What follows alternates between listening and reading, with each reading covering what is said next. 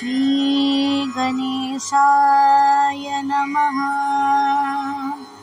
मना श्रेष्ठ धारिष्ठ जीवी धरावे, मना बोलणे नीच शोषित जावे, स्वये सर्वदा नम्र वाचे वदावे, मना सर्व लोकांसी रे निववावे। जय जय रघुवीर समर्थ। कोणतंही चांगलं काम करायला आपण सुरुवात केली की पहिल्यांदा काय होणार, म्हणजे लोकांकडून निंदा, चेष्टा किंवा टवाळी। तेव्हा मुद्दाम समर्थांनी आपण भक्ती मार्गाला जात असताना, नामस्मरणाच्या मार्गाने जात असताना, सदाचार्याच्या मार्गाने जात असताना एक महत्त्वाचं पथ्य सांगितले की बाबा रे, तू असा सदाचारी नुसता वागायला जरी लागलास तरी सुरुवातीला लोक तुझी टिंगल करणार, तुझी निंदा करणार। धारिष्ठ हा शब्द जो आहे तो धैर्य या शब्दाला पासून आहे।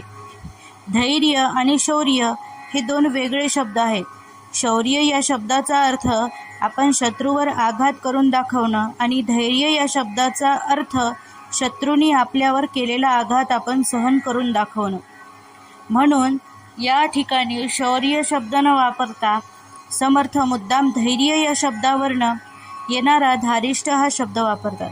तुझ्यावरती निंदाचे, टवाळीचे प्रचंड आघात होतील, म्हणून मना श्रेष्ठ धारिष्ठ जीवी धरावे।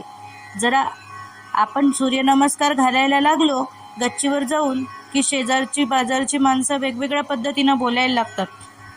वा, आता म्हणजे अगदी तुम्ही समर्थच होणार वाटतं, अशा तऱ्हेची टिंगल सुरू होते।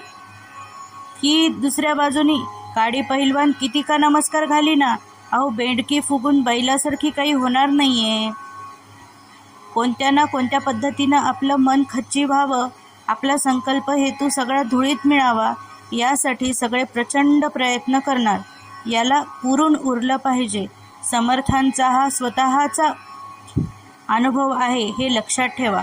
जेव्हा ते जांब गावाहून लग्नाचा मांडव सोडून टाकळीसारख्या ठिकाणी निघून आले आणि तपश्चर्येला सुरुवात केली, तेव्हा 12 वर्षाचा हा एक एवढासा छोटासा मुलगा एवढं घोर तप करतोय हे बघून काहींनी पहिल्यांदा नमस्कार नाही केले, पहिल्यांदा टिंगलटवाळीच केली। समर्थांच्या करुणाष्टकामध्ये त्यांनी याचा स्वच्छ उल्लेख केलाय। देईना पुरविना कोणी उगेच जन हसती, लौकिक राखता येईना बुद्धी दे रघुनायका। हे रामा, मला सगळे हसतात रे, पण मला इथून जायचं नाही, माझी तपश्चर्या अर्धवट सोडायची नाहीये। तेव्हा माझी दुष्ट बुद्धी आहे ती तशीच ठेव, तशीच राख रघुनायका, अशी प्रार्थना केली। तेव्हा मना श्रेष्ठ धारिष्ठ जीवी धरावे। आपल्या अनुभवावरून ते सांगतात की लोक काहीही वाकडं तिकडं बोलतील, मना बोलणे नीच शोषित जावे। आता काही वेळेला माणसं म्हणतील, सारखं काय आपण सोसायचंच का, आपण बोलायचंच नाही का, बोलायचं नाही असं समर्थ नाही म्हणत। म्हणून तिसऱ्या ओळीमध्ये लगेच त्यांनी उत्तर दिले, स्वये सर्वदा नम्र वाचे वदावे। या एका ओळीत समर्थांनी आपल्याला 3 उपदेश केले। जर आपल्याबद्दल माणसं बोलत असतील तर कोणी बोलावे, माझ्या वतीनं तुम्ही बोला हो, असं करू नाही। स्वये वदावे, तू तिथे जाऊन त्याची तुझी शंका निरसन कर। किती वेळा सांगायचं, 10 वेळा त्यांना सांगितलं तरी त्यांना कळत नाही असा कंटाळा करू नकोस, त्याला कळेपर्यंत सांग। म्हणून स्वये वदावे, सर्वदा वदावे। मात्र एक पथ्य सांगितलं समर्थांनी, नम्र वाचे वदावे। एकदम फटकळपणे उत्तर देऊ नकोस, नम्रपणे त्याच्याशी बोल। कसं बोल, मना सर्व लोकासी रे निववावे। ही उपमा आपल्या मराठी माणसांना पटकन कळण्यासारखी आहे। दुधाचं पातेलं, त्याच्यामध्ये जर दूध गरम असेल तर त्याला फ्रीजमध्ये ठेवून त्याला गार केलं तर त्याला निवल असं म्हणत नाही।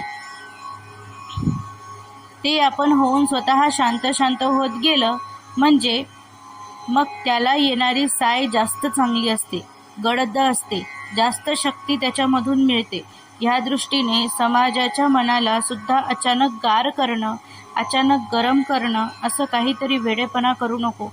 तुझं बोलणं असं चांगलं पाहिजे, तुझं समजावून सांगणं इतकं सुंदर पाहिजे नम्रतेनं पाहिजे की त्यामुळे लोकांची मनं अशी शांत आपोआप निवली पाहिजेत. त्यामुळे या समाजाच्या मनावर ही भक्तीची जी साय तयार होईल ती अधिक शक्तिशाली दिसणार आहे.